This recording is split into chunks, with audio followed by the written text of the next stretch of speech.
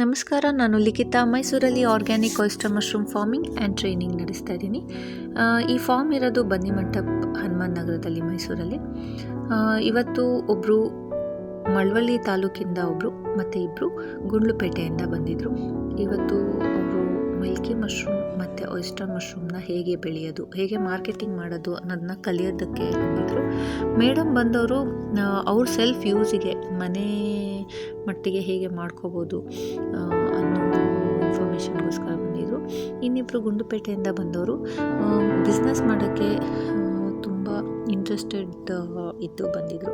so ಅವರು ಎಲ್ಲ ರೀತಿಯ ಇನ್ಫಾರ್ಮೇಷನ್ನು ಕಲೆಕ್ಟ್ ಮಾಡಿಕೊಂಡು ಹ್ಯಾಂಡ್ಸ್ ಆನ್ ಎಕ್ಸ್ಪೀರಿಯನ್ಸ್ ಮಾಡಿಕೊಂಡು, ಅಂದರೆ ಬೋತ್ ಹುಲ್ಲಿಂದನೂ ಮತ್ತು ವುಡ್ ಪೆಲೆಟ್ಸಲ್ಲಿ ಎರಡಲ್ಲೂ ತಿಳ್ಕೊಂಡು